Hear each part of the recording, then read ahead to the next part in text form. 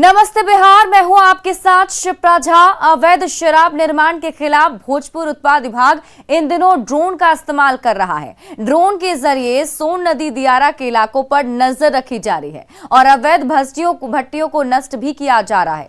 Drone से ली गई ये तस्वीरें भोजपुर के इमादपुर थाना क्षेत्र के बीटा स्थित सोन नदी दियारा इलाके की है, जहां मंगलवार को उत्पाद विभाग की टीम ने ड्रोन की मदद से शराब भट्टियों का पता लगाया और कई भट्टियों को ध्वस्त कर दिया। उत्पाद विभाग की टीम ने सैकड़ों लीटर चुलाई शराब समेत 2500 लीटर अर्धनिर्मित शराब को भी नष्ट कर दिया है।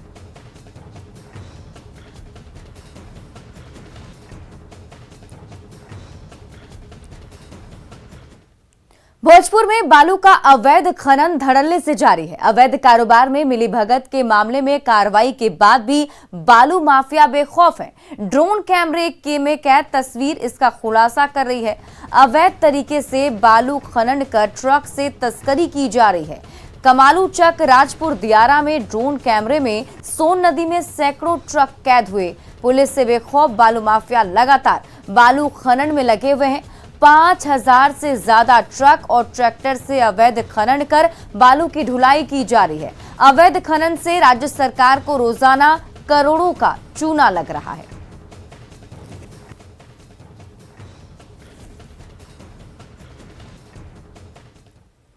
बिहार में भ्रष्ट अधिकारियों के खिलाफ कार्रवाई लगातार जारी है। बालू माफिया से मिलीभगत के आरोपी एसडीपीओ संजय कुमार की 1 करोड़ 40 लाख की संपत्ति का पता चला है। जांच में कई दस्तावेज मिले हैं, जिनकी जांच अभी भी चल रही है। बिहार में एक और भ्रष्टाचारी पर बड़ा प्रहार। घूसखोर पुलिस अफसर के ठिकानों पर रेड। शिकंजे में रोहतास के तत्कालीन एसडीपीओ संजय कुमार। ईओयू की पटना और बक्सर में कई जगह छापेमारी।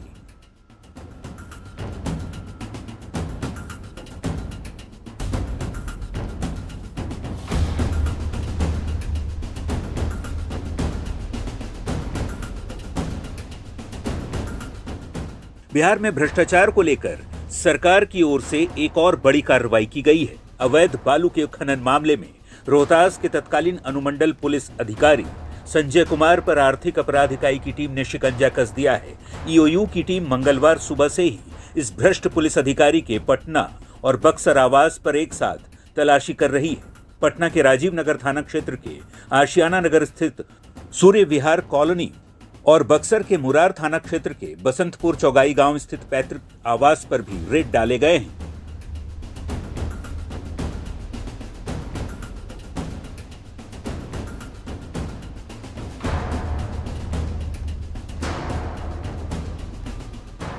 संजय कुमार पर बालू माफिया से सांठगांठ का आरोप है। इसी आरोप में भ्रष्टाचार अधिनियम के तहत उन पर कार्रवाई की जा रही है। बक्सर के मुरार थाना क्षेत्र में पटना से पहुंची आर्थिक अपराध इकाई की टीम ने छापेमारी की।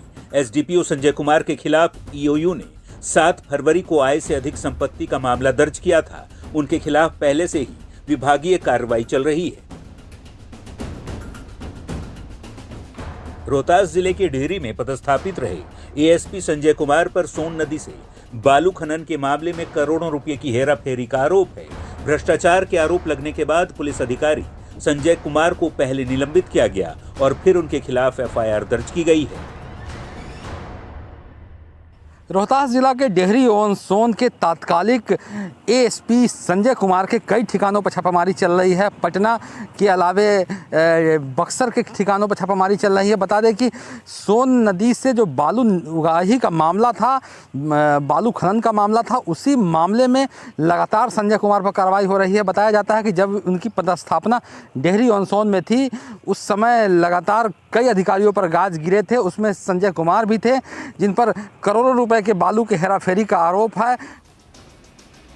बता दें कि अवैध बालू खनन मामले में भ्रष्ट अफसरों पर लगातार सरकार शिकंजा कस रही है। अब तक दर्जनों अफसरों का निलंबन हो चुका है। इसमें 2 एसपी, 4 एसडीपीओ समेत पुलिस और प्रशासन के कई अफसर शामिल हैं। इन सभी भ्रष्टाचारियों के दर्जनों ठिकानों पर छापेमारी हो चुकी है, जिनमें करोड़ों की अवैध संपत्ति का पर्दाफाश भी हुआ है। Bureau report. News 18। SDPO Sanjay Kumar की पत्नी के बैंक खातों में लाखों रुपए जमा होने का पता चला है। डीएसपी की आय से 51% ज्यादा संपत्ति का पता चला है और कई कागज भी बरामद किए गए हैं, जिसकी जांच की जा रही है। अवैध उत्खनन और बालू माफियाओं से साठ गांठ कर अकुत संपत्ति अर्जित करने वाले भ्रष्ट अफसरों के खिलाफ आर्थिक अपराध इकाई की कार्रवाई लगातार जारी है और आज इसी क्रम में डेहरी ऑन सोन के पूर्व और निलंबित डीएसपी संजय कुमार के ठिकानों पर आर्थिक अपराध इकाई की टीम ने छापेमारी की है।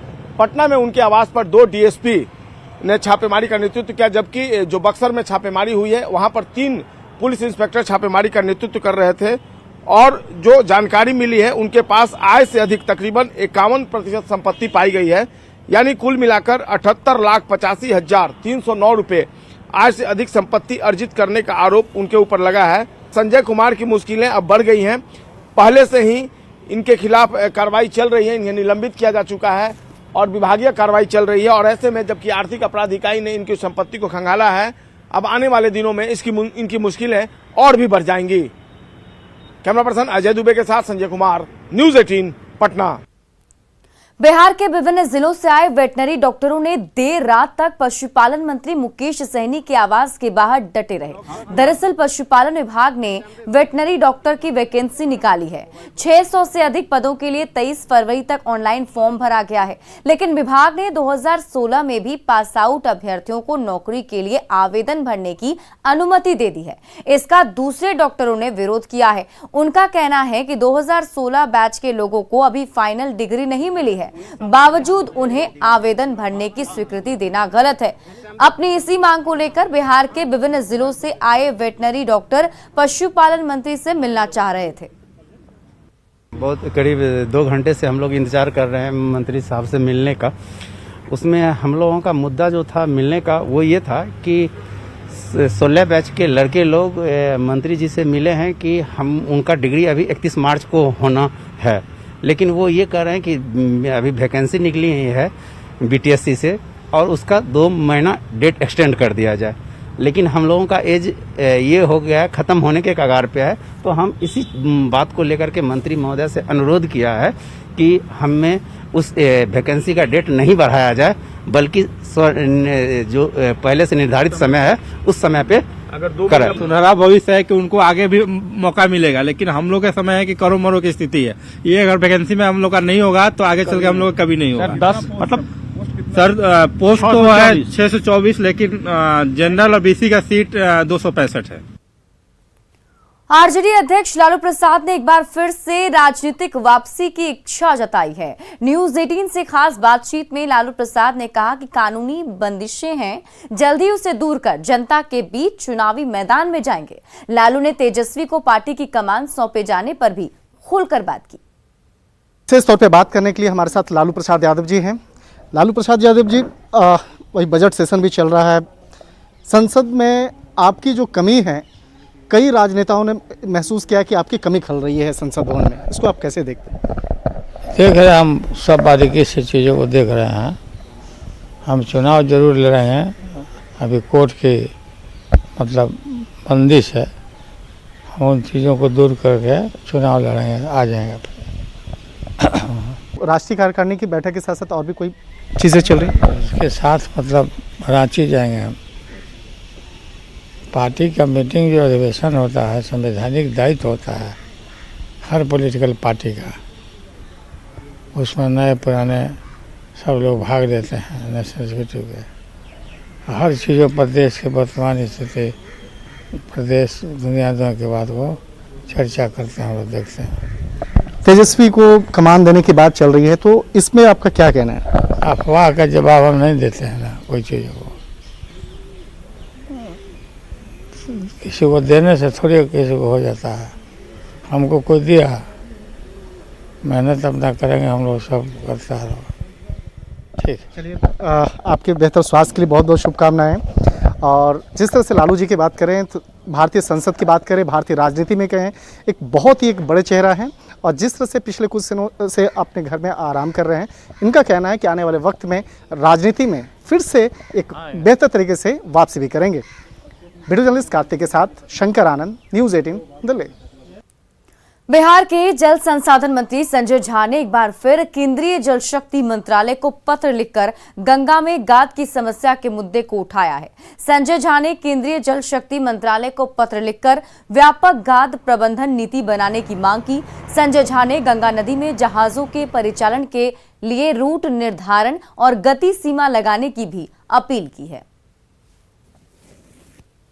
गंगा में जब तक सिल्ट नहीं निकाला जाएगा, हम लोग लगातार नेशनल सिल्ट पॉलिसी लाने की बात कर रहे हैं कि पूरा बिहार सबसे ज़्यादा सफ़र कर रहा है। सारा जो गंगा के किनारे का शहर है वो पूरा का पूरा डूब जाता है या बाढ़ में उसमें समस्या होती है, क्योंकि पूरा का पूरा सिल्ट गंगा में भरा हुआ है।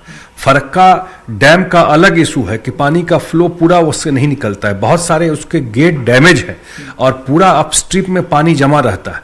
तो जब तक सिल्ट का निदान नहीं होगा, और एक और इम्पॉर्टेंट बात है इसमें, जैसे इस्माइलपुर बिंद टोली है भागलपुर में, अब ये जो सिप जाता है वो सिप, क्योंकि उनको डीप वाटर चाहिए, जो हम लोग काम किया हुआ है जल संसाधन अपने बांध को प्रोटेक्ट करने के लिए, वो उस साइड से जाकर के पूरा हमारा बांध में डैमेज हो जाता है। और वहाँ आज मैं चिट्ठी भी लिख रहा हूँ कि भाई कम से कम उसका जो भी रूट हो वो अपने रूट में चले, और पूरा जो हम लोगों का काम किया हुआ है उस जहाँ परमिसिबल नहीं है तो वहाँ जा करके, और पूरा का पूरा उसका फिर उसका स्केल समझिए डैमेज का। अगर इस्माइलपुर बिंद टोली टूट गया तो पूरा भागलपुर एरिया का वो पूरा डैमेज और फ्लडेड हो जाएगा। बिहार में शिक्षा बदहाल क्यों है? इस सवाल का जवाब सरकार और प्रशासन तो देता नहीं, लेकिन न्यूज़ 18 आज आपको एक ऐसी तस्वीर दिखाने जा रहा है जिसे देखकर आप भी सोचने पर विवश हो जाएंगे कि नौनिहालों के भविष्य से खिलवाड़ किस कदर हो रहा है।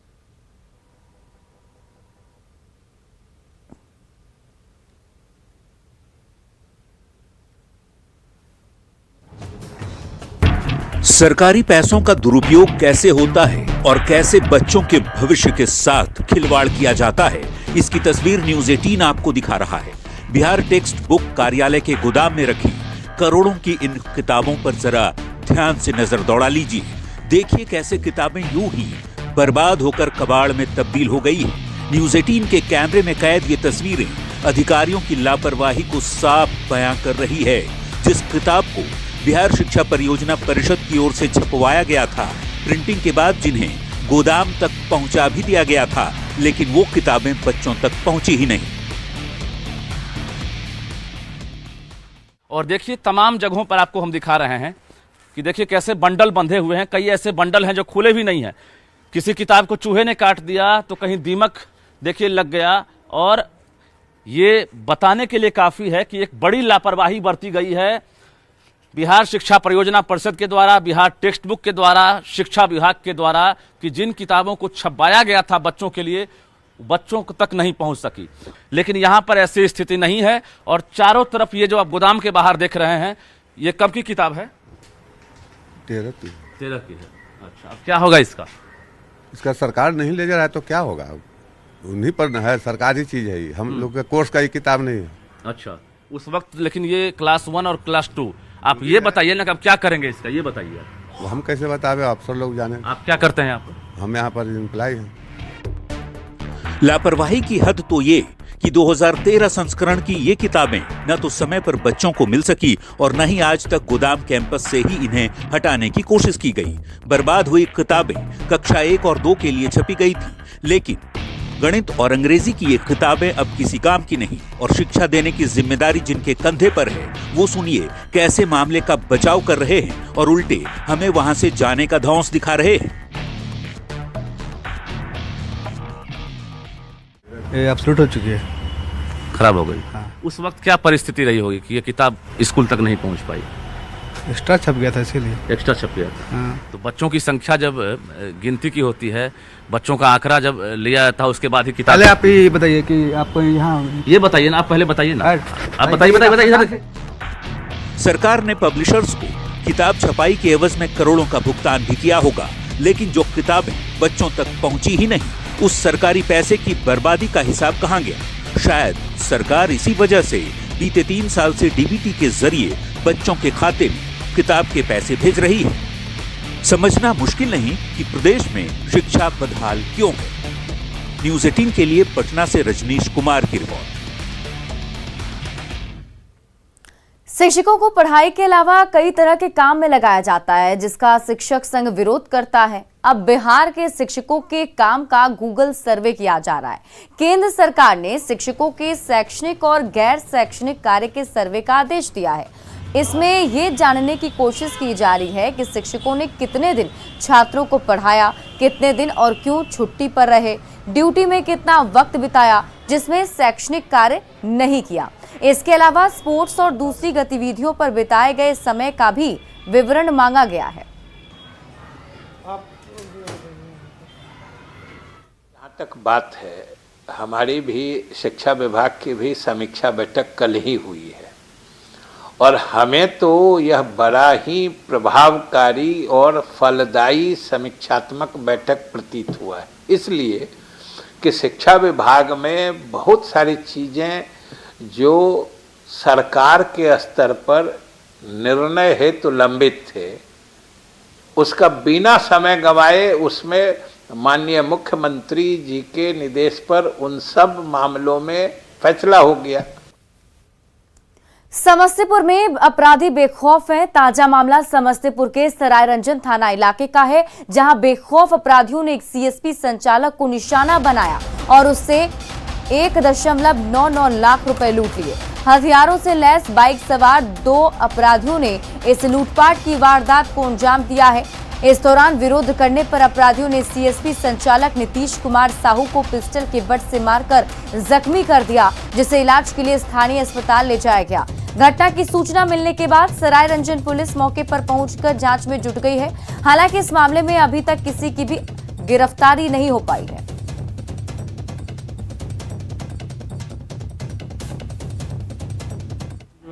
साजन से सीएसपी फिनो बैंक से पैसा लेके निकले थे 1,99,000 के बाद हम चलैया पे आए, गाड़ी मेरा खराब था, उसको चैन कसवा रहे थे। उसके बाद हम निकले अपना सीएसपी के नज़दीक, सीएसपी भिंडी के रास्ता से होकर के अपना बरान जा रहे थे। उसी टोल में मुसहरी के पीछे 2 अपराधी खड़ा था, उसने हमरा बंदूक से वार करके मेरा पैसा और बैग लैपटॉप सब छीन के चला गया। हमको बड़ा वो फोन किया, हम गश्ती में थे जी, जैसे ऐसे घटना घट गई है, मुखिया जी का नंबर दिए।